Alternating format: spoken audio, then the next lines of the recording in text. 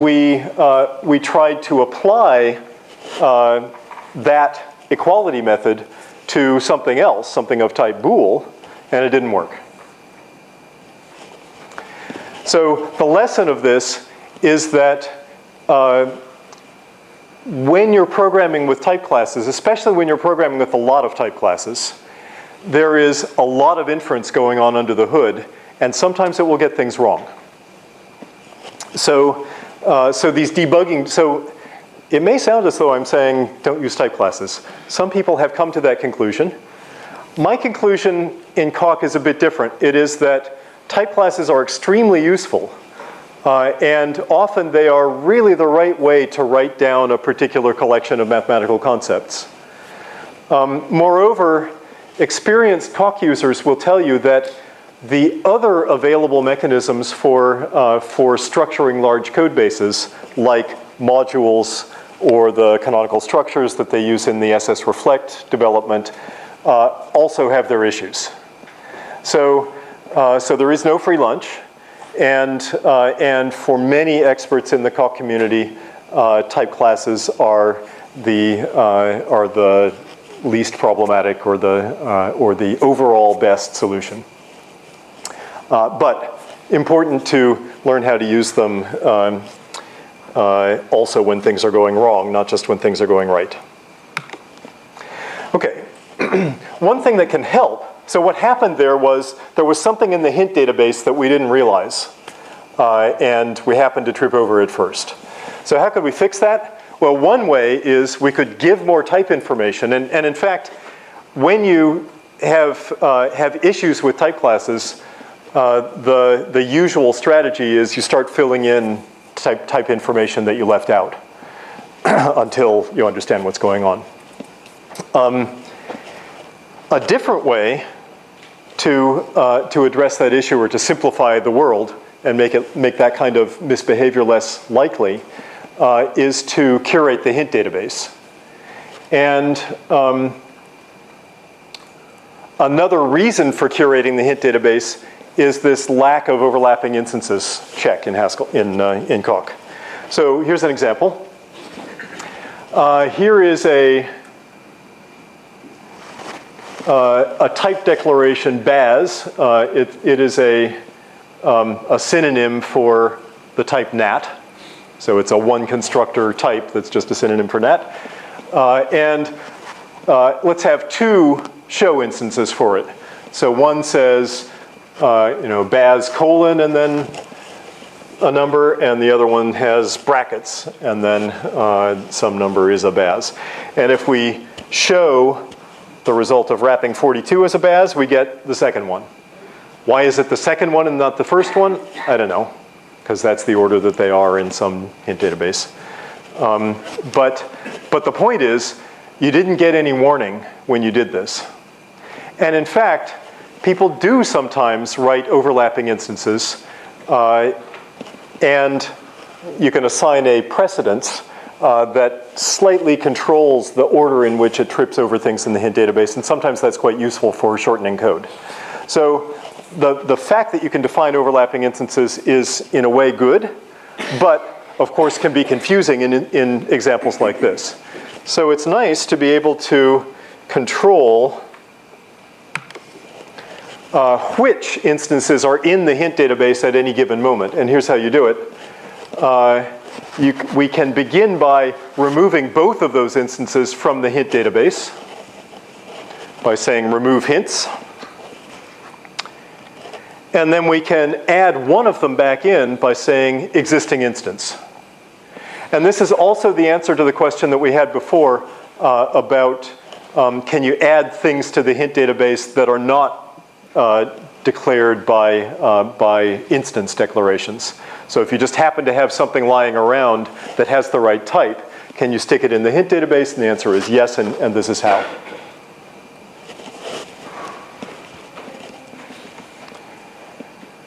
Okay, and then as I said a second ago, you can also assign priorities to things that are in the hint database, and lower numbers are higher priority.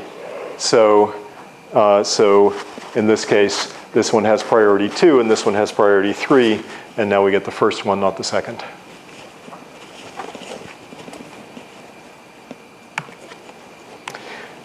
And by the way, if you don't specify priority, it will automatically calculate a priority for you.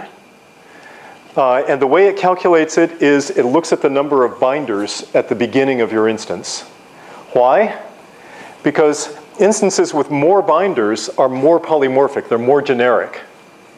So it is often useful to have, for example, a show instance for lists, for polymorphic lists, and a monomorphic show instance for, I don't know, lists of Booleans that prints it out as a bit vector.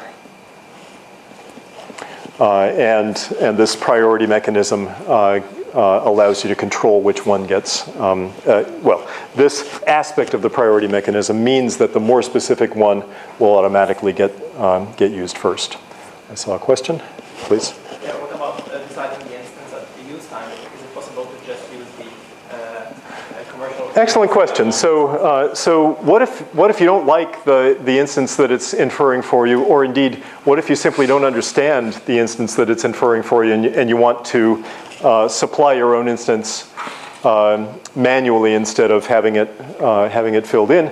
Can you just put an @ in front of show to prevent all of the automatic insertion of implicit arguments? Yes, of course.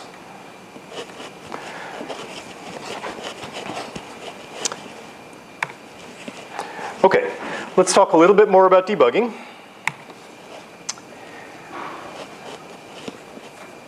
So, type class instantiation will sometimes fail. Sometimes the failure message that you will get is obvious. So for example, here, we define yet another synonym for the natural numbers, and we try to test whether two of them are equal, and the type class mechanism says, I have no equality instance for the type bar. Or let's try to check whether these two lists are in the less than relationship. And we do have an ORD instance for lists, but we don't have one for bar, and so we're not able to kind of finish the proof search. You might be a little confused by this one. It's probably pretty clear. You can probably just guess what's going on, but you might be a little confused by this one. And if the search before it failed got a little deeper, then it might really be quite puzzling. And of course, one easy way to find out what's going on is to use set type classes debug. There are a couple of other ones. You can do set printing implicit, and then print out some of the, if you have some expression that's not getting the type that you expect or that isn't getting any type at all, do set printing implicit, and now you can print out the types of the bits of that expression using check, and it will show you the fully expanded, fully explicit version of those types so that you can see what implicit arguments are expected. Another thing you can do, we just discussed, is add some @ annotations to turn off the type inference and the evidence inference, and you can then fill things in automatically, manually in the places where they were being filled in automatically. And those are mainly the ways. These are the tricks that people use. Okay, and then one specific thing to save you the trouble of figuring this out is if you leave off a backtick, the message you will get will look like this. It will have some garbage about undefined e-bars.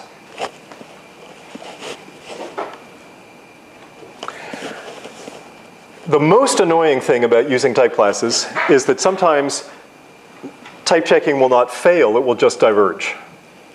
And that's because it's using search to try to find instances, and the search procedure can diverge in situations like this. So here's a simple kind of abstract example of how it can happen. Suppose we define a type class for describing functions. I don't know why we would want to do this. It's just an example, but So this type class takes, oh, this is a multi-parameter type class, isn't it? Okay, the answer is yes. This is a multi-parameter type class for describing A's and B's that have a function between them. And now we can have an instance of that for bool to nat and an instance for nat to string. The details are not important, and I can now apply those things.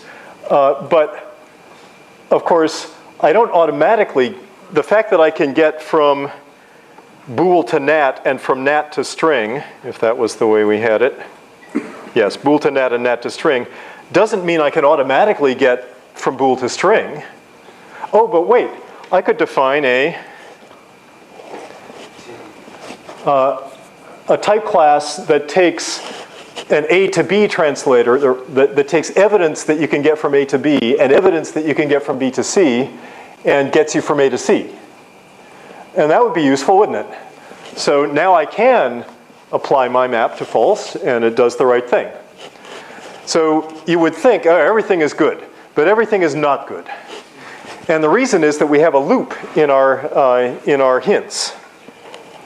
Because of course, if you can get from A to B and from B to A, then you can keep going around and around and around, never getting to C, because there isn't actually any path to C, but you'll never find that out. And so if we happen to ask for a type class instance that doesn't exist, or even in some cases one that should exist, we'll just get a diverge. This is particularly annoying because at least proof general doesn't actually handle the case very well where Coq diverges. And you often have to like completely kill off your Emacs process and start again. So, but that's life.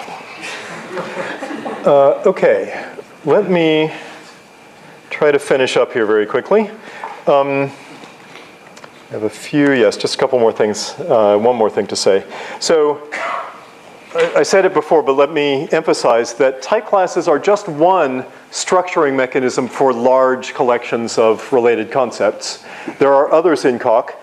We've seen a little bit of the module mechanism. Coq actually has a very rich and sophisticated module mechanism inherited from standard ML. And the current Coq standard library in some places uses modules very heavily. Some Coq developments use modules very heavily. Some people complain about modules because they're they are in Coq as in standard ML, they are second order, or second class, excuse me. They are, you can't write ordinary code that implements functions over modules. You have to write functors that are different sorts of things that are one level up. So you can't mix things together. You can't mix and match between the module level things and ordinary term level things in Coq. And that is sometimes problematic. So the module system is well developed and used and useful, but doesn't do everything that you might want. Canonical structures are another way of doing business that was developed somewhat in parallel with type classes, especially by the SSReflect community within Coq. And the people that like them because they rest on simpler foundations than type classes, and some people find them a little bit more predictable.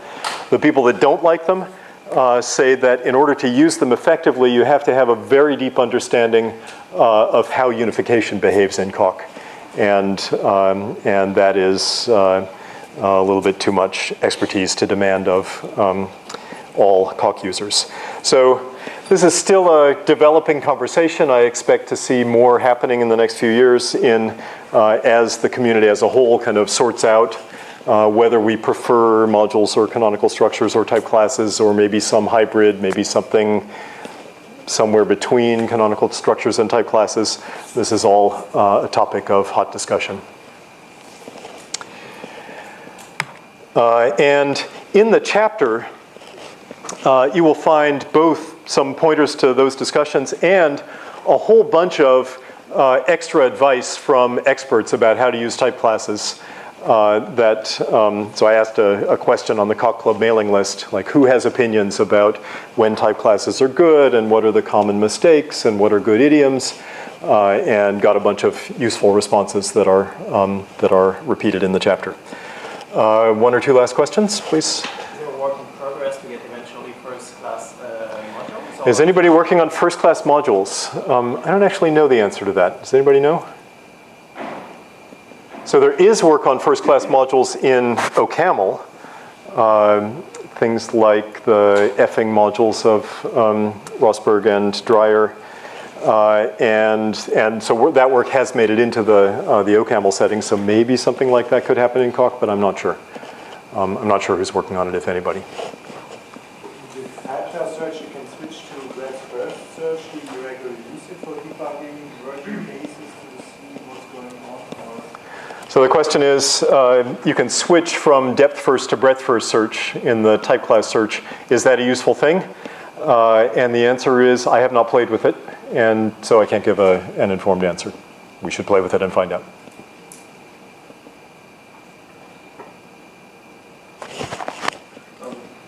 So I understand that you can't really do anything about the divergence, but is there a way to change the search so that it backtracks?